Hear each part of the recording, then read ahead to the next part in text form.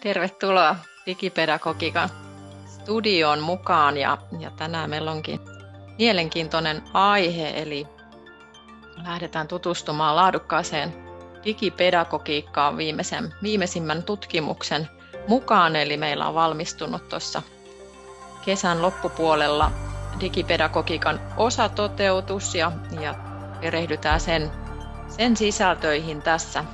Siitä on tulossa myöskin sitten se koko raportti 30-40 sivua niin tuonne Digivisio 2030 sivuille vähän myöhemmin, että voitte perehtyä siihen sitten lisää ja jakaa sitä omassa korkeakoulussakin eteenpäin. Minun nimeni on Satu Hakanurmi ja olen Digivisio 2030 hankkeessa osatoteuttajan roolissa Turun yliopistosta.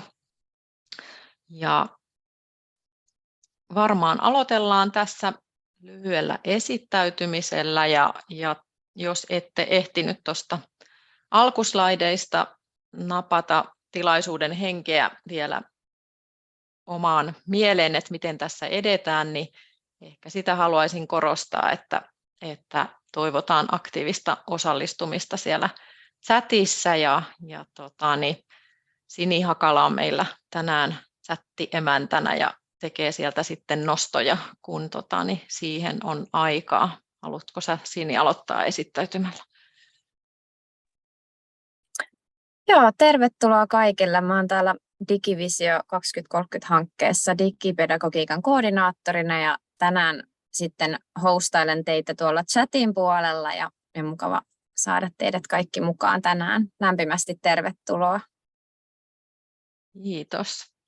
Ja sitten meillä on iso joukko täällä nyt sitten asiantuntijoita keskustelemassa ja ajateltiin, että esittäytyminen jo vie pikkuhiljaa sinne aiheeseen ja otetaan semmoinen lyhyt esittäytyminen, missä jokainen lyhyesti kertoo, että miten tämä verkko-opetuksen laatu on osa omaa työtä myöskin. Mulla on täällä Linda näkyy heti mun jälkeen ruudulla. Ole hyvä. No niin, kiva. Kiitos Satu ja moi kaikille myöskin mun puolesta. Tosiaan Linda Mannila Åbo-akademista och där byter jag också till svenska för min roll idag då är att också hålla det här svenska perspektivet framme och hur kvalitet påverkar och finns med i mitt arbete. Så det är ju oberoende vad man gör egentligen så är ju kvaliteten A och O. Det spelar ingen roll vad man gör om det sen inte når fram till dem man vill nå till alla målgruppen, inte förstår vad man vill. Så att ända sedan jag började jobba med webbundervisning eller undervisning överlag så har kvaliteten spelat en stor roll, speciellt förstås de senaste åren med tanke på pandemin. Så jag jobbar både med universitet men också med fria bildningen så att där, och skolan också. Att på alla stadier så är de här kvalitetskriterierna väldigt viktiga. Så därför har det här känts som ett väldigt, väldigt givande uppdrag på alla sätt och vis. Tack Linda. Sen ska vi byta till finska. Olli, ole hyvä. Kiitoksia. Olli Westerinen Diakonia-ammattikorkeakoulusta. Mä olen täällä yliopettajana ja tarkenne on sulautuva oppiminen ja digitaalinen pedagogiikka, joten siitä voi arvata jo, että tehtävänkuvissakin saattaa olla verkko-opetus ja myöskin sen niin kuin laadukas toteuttaminen tärkeää. Ja ehkä nyt siitä vielä voisi ajatella siis tänään täällä kommentoijana Digipeda-verkoston puheenjohtajan roolissa, eli tällä kaudella olen puheenjohtajana siinä valtakunnallisessa verkostossa, jossa kaikista korkeakoulusta likimain on 1-2 tämmöistä varsinaista jäsentä ja tuodaan opetusteknologiaa ja pedagogiikkaa yhteen. Tässä verkostossa ollaan esittäydytty aikaisemmin Digivisionkin tilaisuuksissa. Mutta siitä loikatakseni tähän laadukkaaseen ja verkko-opetukseen ja sen laadun tekemiseen arjessa, niin ehkä sellaista Diakin profiilin mukaista on se, että hyvä oppiminen on hyviä oppimistuloksia ja sitten se hyvä sana on myöskin tämmöinen arvolatautunut. Et me ajatellaan aika paljon, että oppiminen tuottaa sitten hyvää myöskin ja meiltä valmistuvat lähtevät tekemään hyvää maailmalle. Ja se eroaa semmoisesta neutraalista laatupuheesta sitten jo toisella tavalla, mutta on ollut mukava ohjenuora itselle, että miten muun muassa eettisiä näkökulmia ja juuri saavutettavuus usein tulee lähelle, niin sitä ollaan tehty ihan tässä arjen työssä, kun autetaan kollegoita hyvin opetustoteutuksiin verkossa. Mukava olla mukana. Kiitos. Joo, kiitos Olli. Ja mennään tässä ihan sikisokiin. Ole hyvä Sanna vaikka seuraavaksi. No niin, hei, tervehdys Turusta. Turku ei ole ihan noin kesäinen kuin tuossa mun taustakuvassa, eli marraskuu alkaa huomenna. Ja mun puheenvuorossa sitten kommentoin EMK:ssa tuotettuja laatukriteereitä, jotka ovat olleet jo ammattikorkeakouluissa pitkään käytössä, ja kommentoida juuri uudessa valossa, mitä niissä mahdollista olisi päivitettävää. Hyvä. Ja jatketaan Jaanan kanssa sitten. Ole hyvä. Kiitoksia. Eli täällä on Jaana Koskela Jyväskylän ammattikorkeakoulusta ja olen työskennellyt tässä Digivisio-hankkeessa Lindan kanssa, joka äsken esittäytyi, ja ollaan tehty tuommoista esiselvitystä verkko-opetuksen laadusta ja laatukriteereistä, josta me kerrotaan sitten kohta lisää. Ja mun omassa työssä mä oon silleen kädet savessa tekemisissä opetuksen laadun kanssa, koska työskentelen opettajana ja myöskin sitten JAMKin kielikeskuksessa pedagenttinä, joka on semmoinen tavallaan digipedagogiikan vertaismentori. Hyvä, se on tärkeää, että meillä on tämä opettajan näkökulma mukana. Mennään sitten vielä Maria-Leena ihan sama kummin päin. Mari näkyy tässä mulla ruudulla. Aloitatko vaikka? Hei, olen Mari Varonen JAMKista, eli Jyväskylän ammattikorkeakoulusta, kuten Jaanakin tuossa edellä, ja toimin verkkopedagogiikan suunnittelijana. Eli tämä on arkipäivää, tämä verkkototeutusten ja opetuksen laadun kanssa touhuaminen. Mä olin aikoinani tekemässä niitä EAMK-laatukriteereitä, joihin Sanna viittasi tuossa, ja tällä hetkellä olen Digivisiossa niin digipedagogiset pelisäännöt osatoteutusta tekemässä Leenan kanssa, ja tämähän on hyvin läheltä liippaavaa nämä laatukriteerit on tosi tärkeä osa tätä pelisääntöä. Joo, jatkatko sieltä Leena vielä? Leena langoilla vielä. Ei näy, otetaan ne sitten huikatkaa Sinille tai mulle. Milloin Leena on langoilla.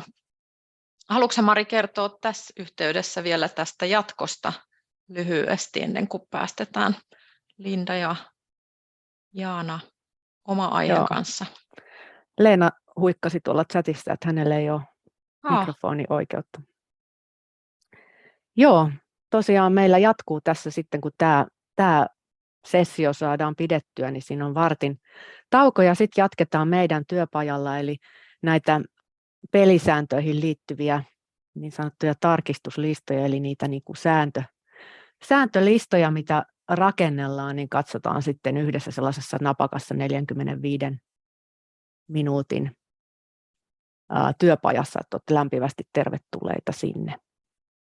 Joo, eli ei ole ennakkoilmoittautumista, ja linkki löytyy sieltä digivisio2030.fi-sivustolta, eli tulkaa mukaan. Ja tässä tulikin hyvin tämä tämmöinen yhteys, mikä tässä on, eli meillä on digipedagogiikan visio, ei ole ihan vielä hyväksytty, mutta sitä on tehty keväästä asti, ja siellä on todettu, että me tähdätään niin kuin laadukkaaseen digipedagogiikkaan, mikä on alati muuttuva, eli tutkimusperustaisesti kun mennään. Eli voisi sanoa, että tällaisia katsauksia varmaan voitaisiin tehdä tämänkin osatoteutuksen jälkeen. Ja nyt edetään myöskin kielipoliittisesti vähän uudella tavalla, eli kun siellä on suomenkielistä puhetta, niin on ruotsinkielisiä dioja, ja kun tulee ruotsinkielistä puhetta, on suomenkielisiä dioja, ja koska tämä kielipolitiikka on sellainen, että meidän pitäisi kaikkia kieliä käyttää ja myöskin ruotsin englanninkielisiä opettajia auttaa siinä laadukkaassa pedagogiikassa, niin antakaa palautetta siellä sitten session päättyessä, että mitenkä tällainen toteutus oikein sujuu. Mutta nyt edetään sillä tavalla, että annetaan vähän runsaamminkin aikaa nyt tämän esiselvityksen tulosten esittelyyn ja sitten voitte chattiin niitä kysymyksiä kirjoitella ja sen jälkeen sitten käydään siitä keskustelua ja mennään kohti näitä kommenttipuheenvuoroja, eli tällä tavalla edetään tässä studiossa. Ja pitemmittä puheitta mä annankin puheenvuoron nyt sitten Jaanalle ja Lindalle. På finska och också på svenska. Olkaa hyvä. Kiitoksia. Kiitoksia. Eli me tosiaan Lindan kanssa, niin kuin noissa esittelypuheenvuoroissa tulikin esille, niin tehtiin esiselvitys, jossa selvitettiin laadukkaan digipedagogiikan elementtejä. Ja tämä esitys toimii tosiaan sillä tavalla, että minä puhun suomeksi ja dioista näette sitten ruotsiksi sen asian, ja silloin kun Linda puhuu, hän puhuu ruotsiksi ja diat on sitten suomeksi, niin on taas sitten helpompi seurata suomenkielisten niitä. Ja chattiin voi laittaa kysymyksiä ja kommentteja koko ajan sitten, että voidaan tämän meidän diaesityksen jälkeen sitten käydä niitä yhdessä läpi ja keskustella.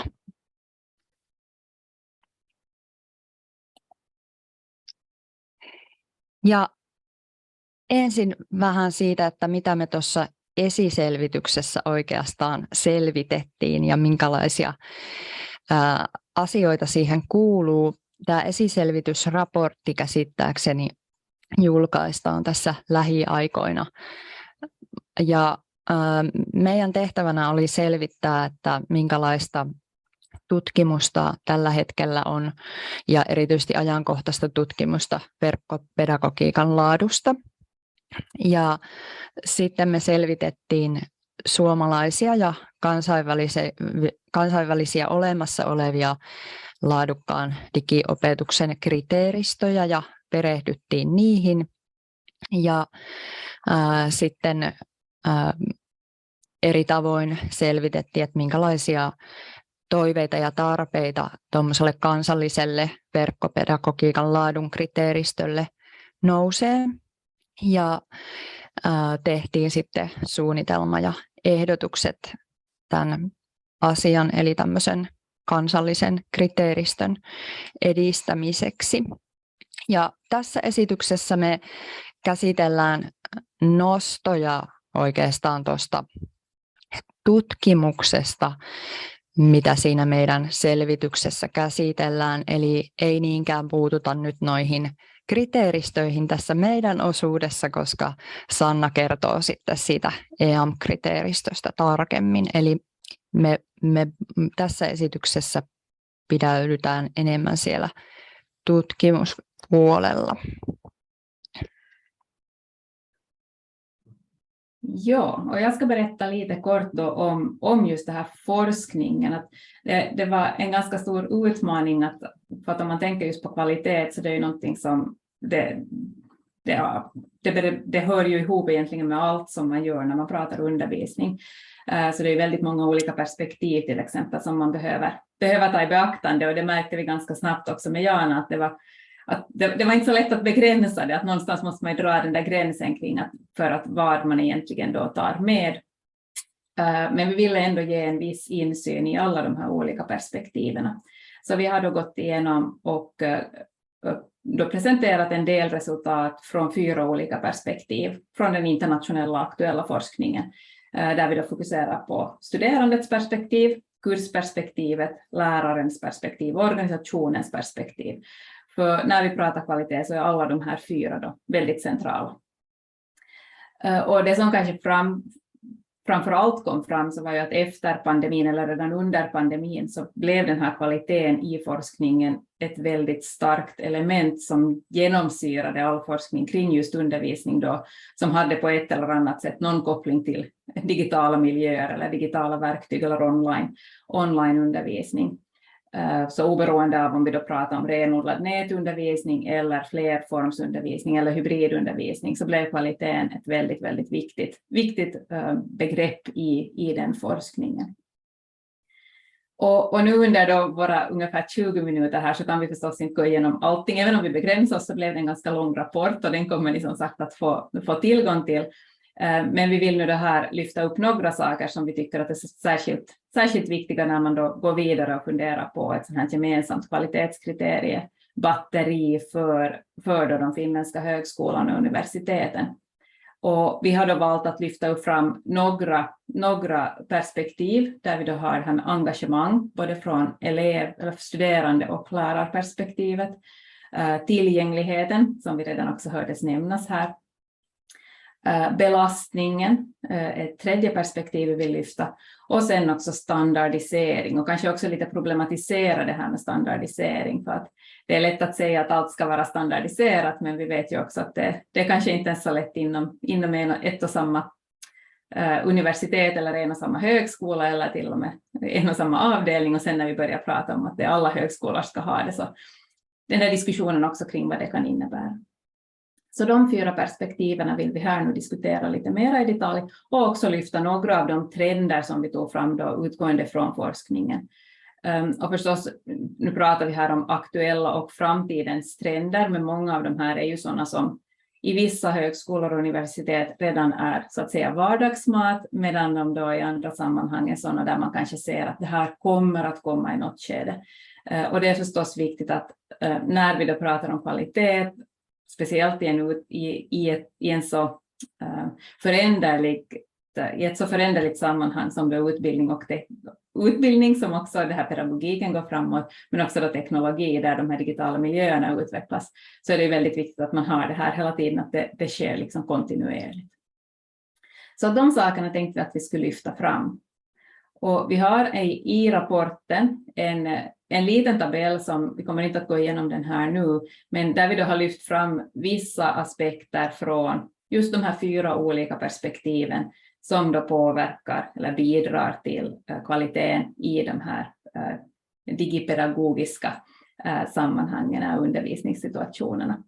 Så att vi har då några faktorer som vi då går djupare in på i rapporten för studerandes perspektiv, samma sak för kursen, för läraren och för organisationen. Så att det finns en hel del att läsa om där. Men som sagt, det täcker inte överhuvudtaget all forskning kring det här, utan det är då en del av allt det som sker runt om i världen.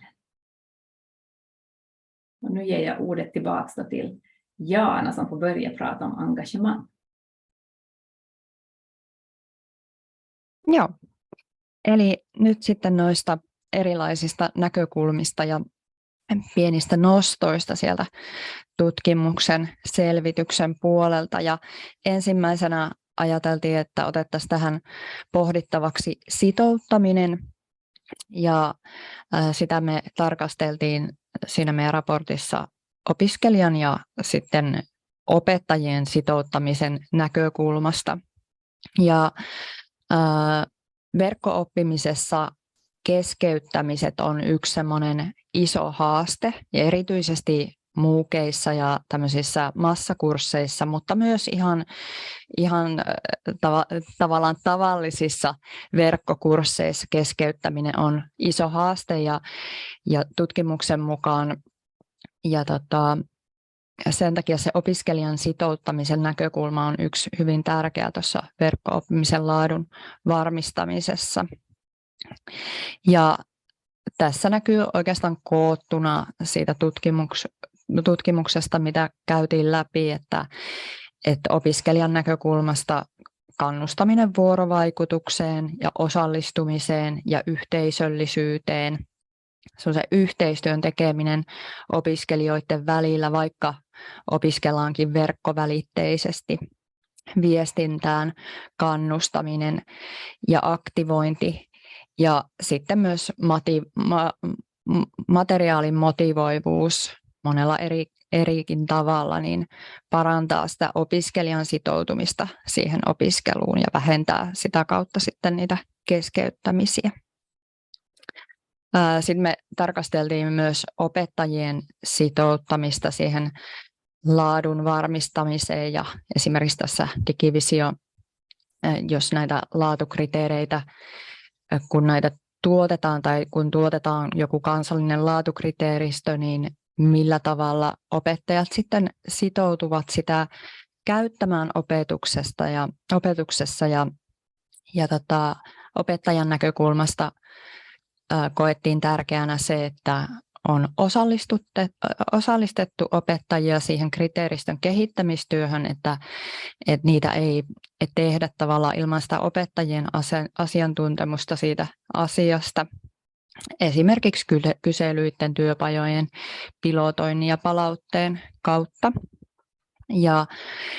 Ja tavallaan sitten ehkä semmoinen tietynlainen odotus tai velvoite voi myös sitten olla yksi tapa, miten se sitoutuminen paranisi.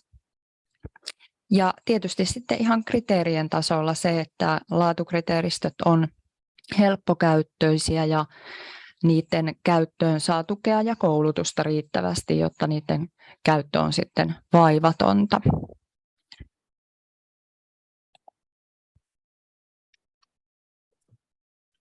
Joo, ja Linda jatkaa sitten saavutettavuudesta. Ja, kiitos Jana. Ja, så tillgänglighet, det är ju något som man har hört ganska mycket om de senaste åren, och säkert de flesta som arbetar med undervisning och har gjort videon så har det kanske upp över öronen också med att när allt ska textas till exempel. Det är många saker som har kommit till just för att förbättra den här tillgängligheten. För där tänker man då att teknologi, så kan man pratar ofta om den här digital divide, att teknologin gör att den här klyftan blir större, men samtidigt så kan ju också teknologin fungera som en möjliggörare och faktiskt då främja den här delaktigheten, inklusionen och likvärdigheten bland då alla som vill delta i en utbildning eller i en undervisningssituation. Och där kan man då till exempel lyfta just det här möjligheterna med att göra arbetssätten mer mångsidiga. Man har olika den här verktygslådan blir helt enkelt större både för läraren och för den studerande att då antingen ta hand om sköta undervisningen, olika arbetssätt där, eller sen också den studerandes möjligheter att visa sitt kunnande eller också ta del av material. Så att de här mångsidiga verktygen och möjligheterna leder då också till en större mångsidighet i utbildningen, förutsatt att man då använder dem på rätt sätt. Att där kanske man också behöver komma ihåg det, att det som man tidigare var i, just det här med att ibland så går tekniken före pedagogiken, att det behöver man ju ändå fortsättningsvis ha med sig, att kanske man inte heller kan tänka pedagogik före teknik, utan i forskningen pratar man allt mer om att pedagogiken och tekniken måste liksom beaktas samtidigt, för att annars så kanske vi går miste om också antingen möjligheter att använda teknik eller möjligheter då att se saker på ett pedagogiskt sätt om vi ser enbart på det ena före vi beaktar det andra. Sen just det här med demokratisering i den bemärkelsen ur ett jämställdhets- och likvärdighetsperspektiv, det är också att möjligheterna att göra de här möjligheterna till utbildning mer demokratiserande på det viset att man öppnar upp då för fler målgrupper och tar bort hinder på vägen. Och sen möjligheterna också att då på ett eller annat sätt individualisera den där undervisningen, men också då för den enskilde studerande att ta kontroll över så att säga sitt lärande, både då vad det gäller just hur man väljer att gå en kurs, hur materialet ser ut och vilken takt man väljer att ta en given kurs, tidpunkt och så vidare. Så på det viset kan då teknologin fungera som en möjliggörare när det kommer då till den här delaktigheten och tillgängligheten. Och både då jämställdhetslagen som vi har i Finland och den här tillgänglighetslagen som kom av EU:s tillgänglighetsdirektiv, så kräver ju då också att organisationer följer de här lagstiftningarna. Och om vi då tänker på den här EU:s tillgänglighetsdirektiv, den lag som följde av det, så är det kanske det som man tänker på allra först, så är just det här med till exempel textning av videon. Men det är ju många aspekter som kommer med där. Och sen behöver man också komma ihåg att tillgängligheten handlar inte enbart om teknologin man använder, att vi ska använda bra kontrast i vårt material, att vi ska undvika färger som krockar och den typen, utan det är många andra saker som också blir då viktiga när vi pratar om att en kurs eller en undervisningsmodul är tillgänglig. Så man kan till exempel lyfta perspektiv kring mångfald, att är de här materialen då inkluderande även för personer som kommer från en annan kultur till exempel. Pratar man ett sådant språk som då så att säga inkluderar alla som kan delta i en kurs.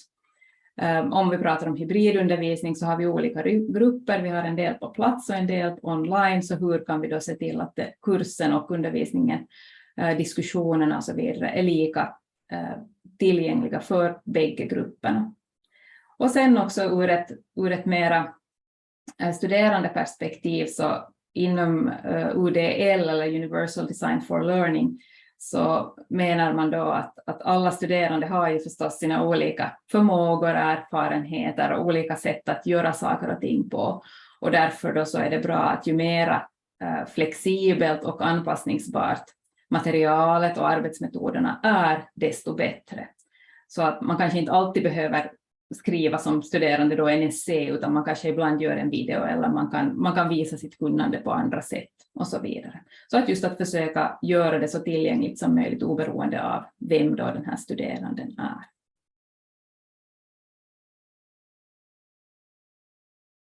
Och sen den tredje punkten så var då belastning som vi också ville lyfta upp.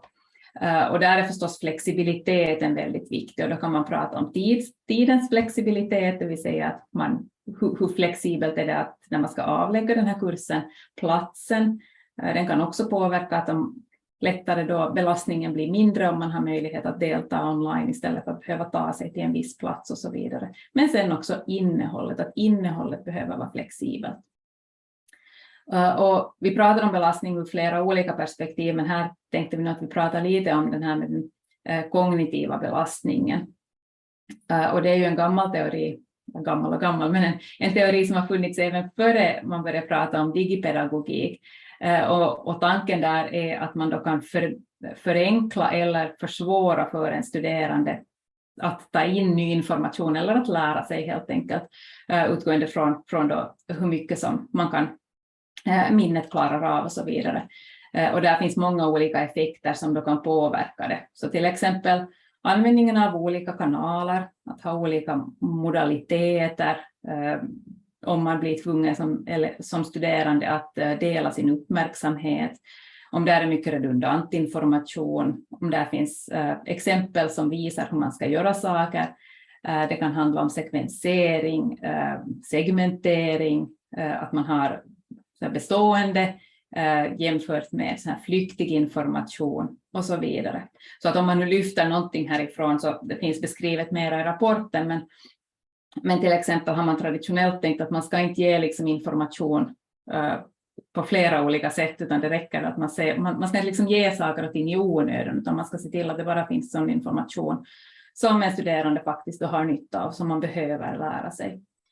Man ska undvika att behöva dela uppmärksamheten, och i en digimiljö kan det då till exempel handla om att ibland så kanske man behöver öppna olika sidor och så vidare, vilket ju då gör att man behöver dela uppmärksamheten, men det kan man också tänka på att man kanske då istället försöker hålla allt på samma sida. Det finns en diskussion just om det här med bestående eller beständig eller flyktig information, så till exempel text är beständig medan då en ljudfil är mer övergående eller flyktig, för att man behöver då börja söka i den på ett annat sätt för att se det här innehållet. Så det finns många olika aspekter av just saker på, eller sätt på vilket man kan presentera material så att det då antingen riskerar öka den här belastningen eller sen då kan hjälpa att minska den. Och det som är, just när man diskuterar det här så finns det inte riktigt lika tydliga riktlinjer när det gäller digimiljöer som man då har tänkt i mera traditionella miljöer, eftersom man till exempel, om vi tänker nu på det här redundans så att man inte ska använda olika sätt att säga samma sak, så har vi ju faktiskt då i digimiljöer väldigt stora möjligheter att ha ljud och film och så vidare om samma sak, där då kanske alla kan hitta det egna sättet att lära sig på bästa sätt, att man hittar det som passar en själv. Och det att man kanske då inte tidigare har tänkt att det är så viktigt om man i en bok har en del flurr i kanterna så att säga, Medan det då i vissa fall till och med har visat sig motivera studerande att man har lite så här extra detaljer och fin design och så vidare. Och likadant om vi pratar då de här immersiva miljöerna där man faktiskt då går in i någonting, om vi pratar VR eller liknande. Så där finns ju en massa som händer samtidigt som kan riskera att man behöver dela uppmärksamheten. Men ändå så har då också forskningen där visat att det kan sen igen ge så pass mycket fördelar att det väger upp de nackdelar som det eventuellt har ur en kognitiv belastningssynpunkt. Så det är inte riktigt lika tydligt, men där finns många aspekter att beakta. Då ger jag ordet tillbaka till Jana igen. Joo. No, seuraava näkökulma meillä onkin sitten standardointi, joka liittyy aika paljon tuohon kognitiiviseen kuormitukseen, josta Linda äsken kertoi. Ja on todettu tutkimuksessa, että opiskelijan näkökulmasta se tarjonnan ja kurssien yhtenäisyys ja tietynlainen standardointi vähentää sitä kognitiivista kuormitusta, koska opiskelijan ei tarvitse jokaisen oppimismoduulin tai kurssin kohdalla erikseen perehtyä ensin siihen logiikkaan, miten se oppiminen juuri tällä kurssilla tapahtuu, jos sitä kurssin esittämistapaa on standardoitu ja yhtenäistetty. Ja kognitiivisen kuormituksen vähentyessä sitten tämmöinen standardointi vähentää myös sitä keskeyttämistä, joka näillä verkkokursseilla on iso haaste. No, johdonmukainen ja yhtenäinen rakenne tietysti hyödyntää myös opettajaa ja organisaatiotasolla sitä kurssien suunnittelemista siinä mielessä, että jokaisella kerralla ei tarvitse erikseen keksiä niitä asioita, että miten niitä esittää, ja kun annetaan joku semmoinen laadukas standardi, jonka mukaan lähdetään sitä omaa kurssia rakentamaan. Ja standardointiin liittyy myös kurssikartta, jota voidaan käyttää sitten sen kurssisisällön suunnittelemisessa ja järjestämisessä ja myös tarjonnan esittelyssä opiskelijoille, joka sitten luo semmoista läpinäkyvyyttä ja yhtenäisyyttä siihen tarjontaan. Eli tämä liikkuu taas sekä siellä opiskelijan, opettajan että sitten organisaation ja kurssin tasolla tämä standardointi, niin kuin nämä kaikki muutkin näkökulmat.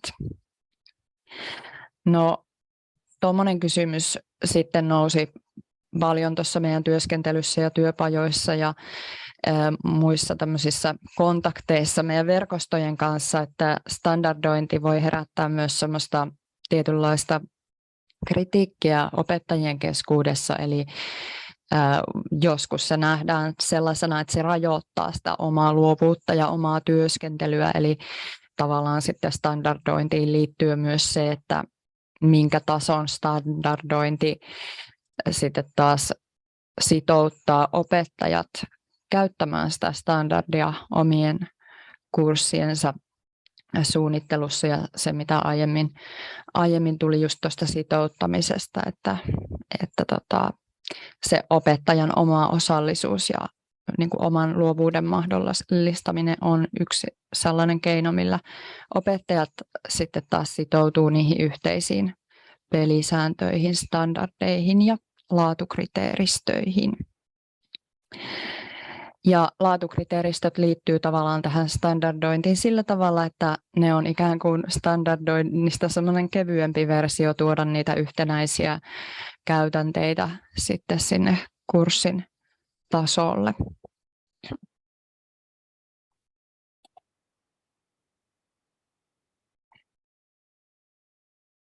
Joo. Sitten neljäntenä näkökulmana meillä vielä oli nämä tämän hetken ja tulevaisuuden trendit ja niiden näkökulmasta tuo laatu, verkko-oppimisen laatu, eli niin kuin Linda tuossa aiemmin sanoikin, niin nämähän on tämmöisiä monella tavalla nyt jo olemassa olevia trendejä ja sellaisia, mitä on pitkäänkin jo pyöritelty ja käytetty opetuksessa sekä verkossa että ihan luokkahuoneopetuksessa. Me nostettiin siihen raporttiin 4 tämmöistä trendiä, eli pelillistäminen, oppimisanalytiikka, XR ja sitten hybridioppimisympäristöt. Ja näistähän erityisesti hybridioppimisympäristöt nyt sitten korona-aikana ja korona-ajan jälkeen on noussut niin kuin hyvinkin isoksi osaksi monien opettajien arkipäivää, ihan, että ne ei ole enää semmoisia uusia trendejä, mitä vasta vähän kokeillaan. Ja nämä erilaiset tämmöiset trendit ja tulevaisuuden näkymät, niin niiden suhde laatuun on vielä ehkä monimutkaisempaa kuin mitä tämmöisen niin kuin perinteisen verkko-opetuksen, että tietenkin näitä on varsinkin koronan myötä jo vaikkapa hybridioppimista tutkittu jonkun verran ja koko ajan tulee tutkimusta lisää, mutta että siihen korona-aikaiseen semmoiseen tavallaan kun siirryttiin vähän niin kuin hädässä erilaisiin hybridi- ja verkkoratkaisuihin, niin siihen on kohdistettu myös paljon kritiikkiä laadun näkökulmasta ja nyt tavallaan vasta haetaan sitä, että mitä on se hybridioppimisen laatu ja minkälaisia toimia se taas sitten edellyttää organisaatiolta, opettajalta ja siellä kurssien tasolla.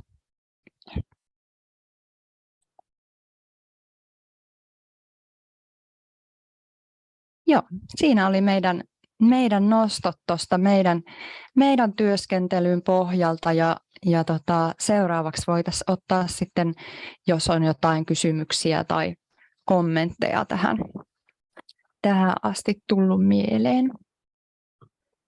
Joo, tässä on varmaan mennyt keskittyminen nyt kuunteluun, mutta laittakaa chattiin ja Sini sanoi, että siellä oli jonkun käsi ylhäällä, aloitetaanko siitä ja sitten seuraavia. Joo, annetaan Katille seuraavaksi puheenvuoro. Ole hyvä, Kati.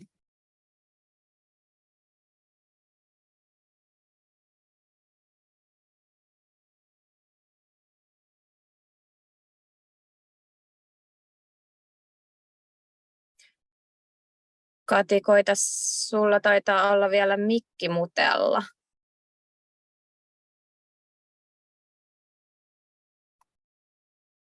Saatko avattua siellä?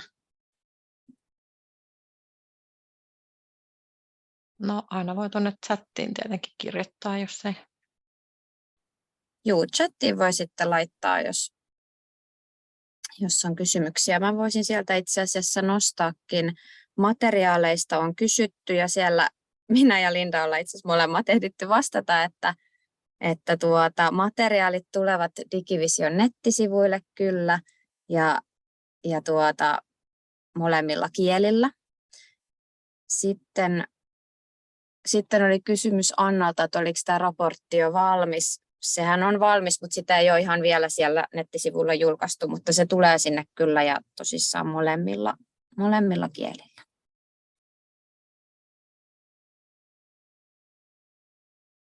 Jopa kolmannellakin, koska se tulee englanniksikin se raportti. Just Joo. niin, aivan. Joo, Kiitos. mäkin mietin, että kyllähän se nyt on siis Englanti-Suomi, niin Ruotsikin tulee sitten vielä.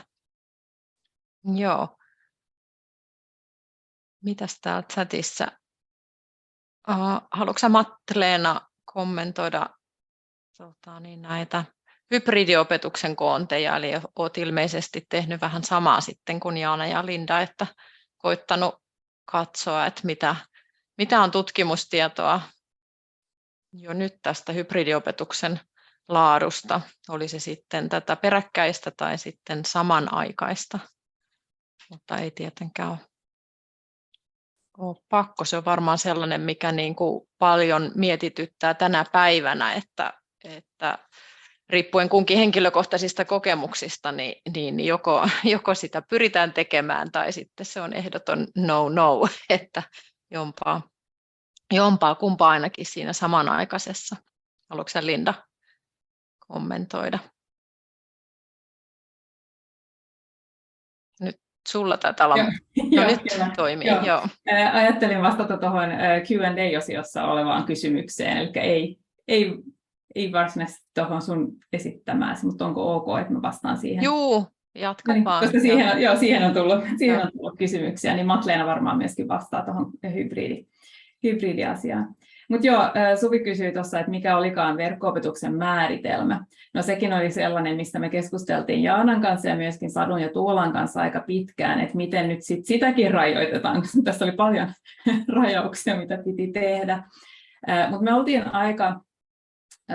sillä, että otettiin kyllä aika laaja määritelmä, eli ei pelkästään puhtaasti verkossa olevia kursseja, vaan myöskin blended, myöskin just tätä hybridiä. Ja yritettiin selvittää, että mitä kaikkea tai mitä eroja niissä on, mutta myöskin sitä, että mitä yhtäläisyyksiä.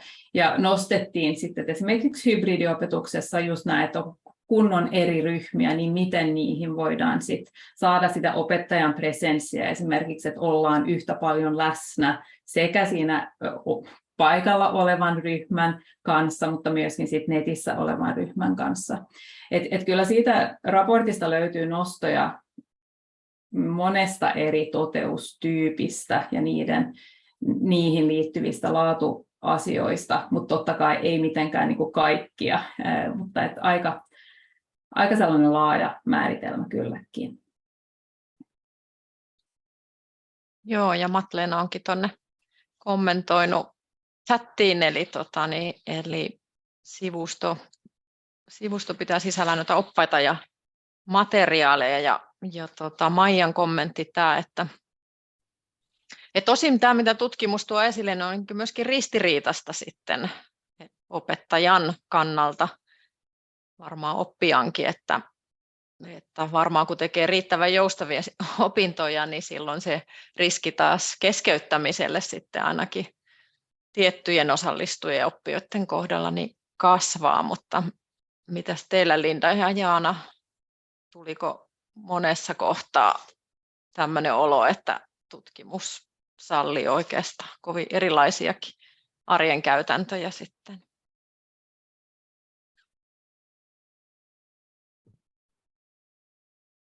Haluatko mennä ensin, Jaana?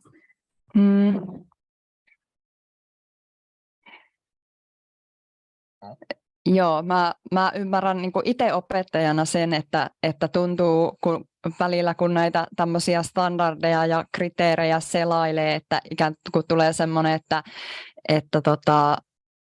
esimerkiksi opettajana, että pitääkö mun niin kuin mahdollistaa kaikki mahdollinen kaikille mahdollisille eri tahoille ja erilaisiin opetusmuotoihin samanaikaisesti, ja miten se oma niin kuin opetustyöresurssi riittää siihen. Ja tavallaan tässä ehkä, en tiedä vastaanko nyt oikeaan kysymykseen edes, mutta toisaalta sitten kaikissa noissa laatukriteeristöissä painotetaan tosi paljon myös sitä organisaatio- ja koulutuksen suunnittelun näkökulmaa, että ei se ole pelkästään niin kuin, että opettajan pitää tehdä kaikkea mahdollista sillä pienellä resurssilla, vaan että se opetus pitää suunnitella jo siellä ylemmällä tasolla sillä tavalla, että se on joustavaa ja laadukasta ja ikään kuin varmistaa se laatu sitten ja mahdollistaa opettajalle se työskentely sillä tavalla, että ne laatukriteerit täyttyvät. Ja toisaalta just tavallaan se, että välillä se on ikään kuin ristiriitaista, että pitäisi tarjota tosi joustavia oppimisen polkuja, mutta samanaikaisesti sen pitäisi olla semmoista standardoitua ja täyttää tietyt laatukriteerit sen opetuksen.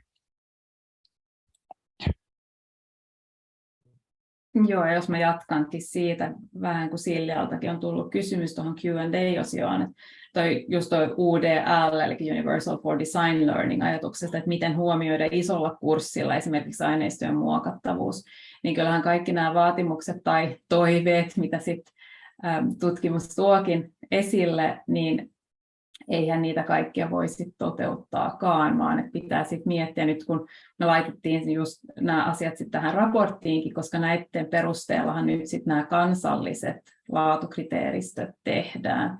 Eli pitää sitten miettiä, että mitkä on sitten sellaisia järkeviä ja mitkä on sellaisia, mitkä toimii sitten myöskin Suomessa esimerkiksi, koska tuosta on myöskin tullut chattiin kommenttia siitä, että englantia puhuvan maailman dominointi tahtoo olla kansainvälisissä journaleissa varsin vahva, ja niinhän onkin, että totta kai tätä tutkimusta on enemmän englannin kielellä kuin sitten esimerkiksi suomen kielellä, mutta tähänhän ollaan myöskin katsottu myöskin niitä valmiita olevia kriteeristöjä, esimerkiksi EAMK, mutta myöskin sit sitä suomenkielistä tutkimusta myöskin. Mutta esimerkiksi jos nyt miettii tätä UDL, niin totta kai, että siinä on se sisältö, mitä pitäisi sen mukaan sit olla muokattavissa, mutta ehkä tärkeämpänä näen ainakin itse sitä, että siinä on se, että sekä opettajalla että opiskelijalle on eri tapoja esittää sitä omaa tietoa tai osaamista, ettei, niin kuin sanoinkin tuossa aikaisemmin, ettei ole aina sitä, että pitää sitä esseetä kirjoittaa, vaan että pystyy siinäkin sit huomioimaan sitä, että on eri tapoja näyttää sitä osaamista. Ja ei tarvitse olla niin, että jokaisessa tehtävässä on 5 eri vaihtoehtoa, että voit kirjoittaa esseen, voit tehdä videon ja niin poispäin, vaan että jos on 10 tehtävänantoa, niin parissa on että pitää tehdä video, parissa pitää kirjoittaa se essee tai vastaava. Että saadaan sitä moninaisuutta siihen, että ei vaadita ainoastaan vaan sitä yhtä tapaa, vaan että voidaan antaa mahdollisuuksia sit eri tavoille myöskin siinä suhteessa. Mutta tosiaan, että ei mitenkään helppoa etenkin isolla kurssilla. Joo, ja tuossa on tullut tuosta standardoinnista vielä muutamia kysymyksiä ja ajatuksia, niin sitä mietittiinkin, kun laitettiin sitä standardointinimellä sitä diaa siihen, että se on ehkä semmoinen, mikä herättää just helposti semmoisen ikään kuin ajatuksen siitä, että se standardi tarkoittaa tällaista niin kuin hyvin tiukkaakin sapluunaa, millä toimitaan, että tässä Digivisio-hankkeessahan enemmänkin haetaan juurikin niitä pelisääntöjä, esimerkiksi mitä sitten siinä tätä seuraavassa työpajassa käsitellään ja näitä yhteisiä laatukriteereitä, eikä niinkään semmoista ikään kuin niin velvoittavaa ja tiukkaa standardia, että kaikki tehtäisiin ikään kuin semmoisella samalla muotilla. Ja siinä just nousee se kysymys opettajan luovuuden toteutumisesta, jos mennään hirveän tiukkoihin standardeihin. Joo, hyvä nosto Jonnalta. Ja mä itse olen ajatellut, että opettaja ja oppimisen kohdalla se luovuus pitää säilyttää, mutta että nyt varsinkin kun ollaan digipedagogiikan kanssa tekemisissä, niin meillä on myöskin ihan tämmöinen niin kuin käytettävyys ja tämmöinen havaintopsykologia niin siellä, ja mä väittäisin, että jos siinä niin kuin antaa sen opettajien luovuuden kukkia, niin se ensinnäkin syö helposti opettajien resursseja myöskin, että on kyllä, puhutaanko sitten jostain Moodle-malleista tai jostain layouteista, materiaaleissa tai muuta, niin mä näkisin, että se ei ole kuitenkaan just semmoista hirveän yksityiskohtaista, että se nimenomaan mahdollistaa niin kuin resurssina ja ympäristönä sen opettajan luovuuden, että ei varmaan kannata mennä niin yksityiskohtaisia. En tiedä, mitä Linda tai Marilla on käsi ylhäällä siellä. Teillä on ainakin niitä malleja, eikö mitä teillä oli työn alla nyt just? Joo, itse asiassa haluaisin ottaa tähän opiskelijan näkökulman, että pitkään tätä työtä tehneenä, niin se yleisin palaute, mikä tulee opiskelijoilta, on se, että verkko-oppimistyötilat, kurssit on monenlaisia, että aika menee siihen, että miettii opettajan logiikkaa, kun haluaisi opiskella sitä substanssia. Niin kuin tuolle standardoinnille se viesti, mikä tulee sieltä opiskelijoiden puolelta, niin on kyllä aika tärkeä asia, että missä se raja sitten menee, että opettaja pystyy sen oman luovuutensa siellä näyttämään, mutta että se olisi mahdollisimman sujuvaa ja just saavutettavaa, kuten Satu sanoi, se toiminta. Että opiskelijat haluaa meiltä semmoisia toteutuksia, jotka on selkeitä ja helposti lähestyttäviä. Joo, onko siellä Leenalla kanssa käsi? Saako nyt mikrofonia auki? Joo, kyllä saan nyt mikrofonin auki ja kuvankin näkyviin. Joo, Maria komppaan tuossa, että usein sen opiskelijan aika menee sen logiikan hakemisessa, mutta sitten myöskin semmoinen asia, että silloin kun meillä on riittävän joustava mallipohja, johon voidaan lisätä myöskin niin kuin, omia elementtejä sinne, niin sinne saadaan sisään vaikkapa rakennettua näitä saavutettavuuteen liittyviä asioita, että jokaisen ei tarvitse yksin niitä pohtia, koska se on aika iso resurssisyöppö, jos jokainen hakee siellä omassa pömpelissään ratkaisuja siihen, että miten nämä kaikki materiaalit on saavutettavia, miten ne asetellaan niin, että se opiskelija mielellään opiskelee eteenpäin loppuun sen, mitkä on ne ohjaukselliset elementit, mitä arviointia ja kaikkia tämmöisiä on niin kuin olemassa, niin silloin kun siellä on olemassa jo tämmöisiä hyviä pohjia, niin nämä saadaan sinne sisään ja opettaja voi keskittyä siihen omaan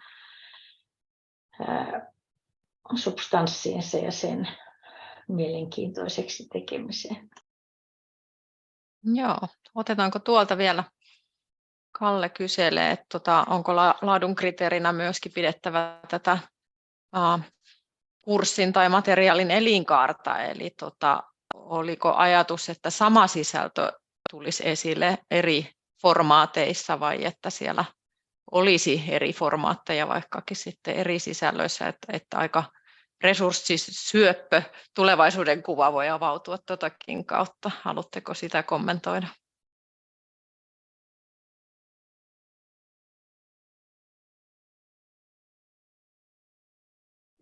Niin, no hankala sitä kommentoida muulla tavalla kuin se, että joo, että voisi tulla aika resurssisyöppö.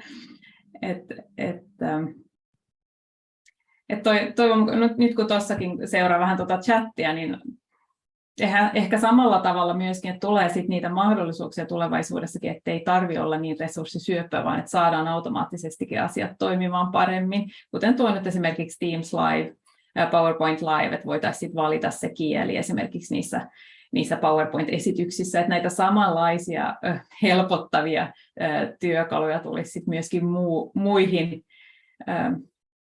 toimintoihin ja niin poispäin, että ei kaikista tulisi sellainen, että pitäisi tehdä kaikki sit monella eri tavalla, vaan että saataisiin jonkinlaista automaatiota siihen myöskin, tai ainakin sellaisia tukivälineitä ja työkaluja, jotka auttaisivat sitä, ettei tarvitsisi ihan kaikki manuaalisesti myöskään tehdä. Ja totta kai niin kuin kaikessa onhan se vaan niin, että kunhan on kerran tai pari tehnyt, niin kyllähän kaikki sit paljon nopeamminkin menee sen jälkeen. Mutta tosiaan, jos kaikki, ei kannata olla perfektionisti ainakaan, että lukee kaikki ja ajattelee, että mä teen kaikki 100%, vaan että pitää ehkä vähän miettiä itsekin, että mihin panostaa ja mihin ei. Joo. Ja kun mä luin sitä teidän raporttia kanssa oikein suurennuslasilla, kun niitä laatukriteereitä tässä nyt sitten jumpataan sen jatkona, niin se jäi kyllä mieleen sieltä, että siellä oli tämmöinenkin ajatus, että oliko se just, että niin kuin videot, vaikka ne olisi niin kuin sisällöllisesti tärkeitä tai niin kuin perusteltavia tarvitsisi olla siellä kurssilla, niin lisäsi sitten taas kiinnostavuutta ja motivaatio, että ehkä opettajana semmoinen maltillinen taso voisi olla just, että esimerkiksi se oma esittäytyminen tai edes joku sisältö olisi videona, niin siitä tulee semmoinen ehkä fiilis, että se opettaja on lähempänä kuin jos kaikki olisi niin kuin vaikka luettavaa tekstiä. Et kannattaa perehtyä raporttiin ja sieltä makustella niitä eri tutkimustuloksia ja rakentaa sitä siihen omaan opettajuuteen niin kuin juurikin sillai, voisiko sanoa armollisella tasolla myöskin. Joo. Mitäs siellä, haluatko Sini nostaa chatista vielä jotain? Me voitaisiin tässä pikkuhiljaa siirtyä sitten näihin kommenttipuheenvuoroihin. Olli siellä voi valmistautua, mutta onko joku, mikä kannattaisi nyt ottaa tässä? Mä haluaisin antaa puheenvuoron. Siellä on vielä yksi käsi ylhäällä, niin otetaan tuolta yksi puheenvuoropyyntö. Niin nyt Tuur, sun pitäisi pystyä nyt avaamaan mikki ja kommentoimaan. Ole hyvä. Kuuluuko nyt? Hyvin kuuluu. No joo, hyvä. Joo, mä mietin vaan, siis mä oon teen Haakaheliassa nyt tällaista vierailevaa työelämäyliopettajan duunia tässä, ja siis mulla on pitkä tausta tuolta tietotekniikkapuolelta, missä me nyt ollaan keskusteltu vuosikymmeniä tavallaan siitä, että miten palveluita rakennetaan näin, ja siellähän on käytetty paljon tällaisia niin kuin käsitteitä, kuten palvelumuotoilu, asiakaskeskeinen ajattelu ja näin. Ja nyt kun mä kuuntelin tätä, niin mä mietin sitä, että tässähän tavallaan pitäisi mennä rajojen yli siinä, että kun puhutaan tästä pedagogiikasta ja puhutaan siitä, että miten meidän asiakkaita lähestytään, eli sitten ne kanavat, tässä on asiakaskanavia olemassa, joihin pyritään tuottamaan jotain materiaalia. Ja nyt sitten kun sitä materiaalia tuotetaan ja näin, niin tavallisesti on olemassa myöskin tällaisia niin kuin tasomäärittelyitä. Tässä puhuttiin nyt mun mielestä, niin jos puhutaan tällaisesta niin kuin asteikosta, niin IT-puolella on usein käytetty tällaista niin kuin Microsoftin mallia, missä puhutaan, että on alintason siilo, jossa jokainen niin kuin pieni yksikkö, mikä se sitten yksikkö lieneekään, niin tuottaa omaa tavaraansa. Tässä voisi verrannollistaa sitä suurin piirtein opettajaan ja siihen, että opettaja käyttää omia mallejaan. Seuraava on se standardointi, missä pyritään, että niin kuin koko laajempi niin kuin se organisaatio tavallaan osaa tehdä sitä samaa.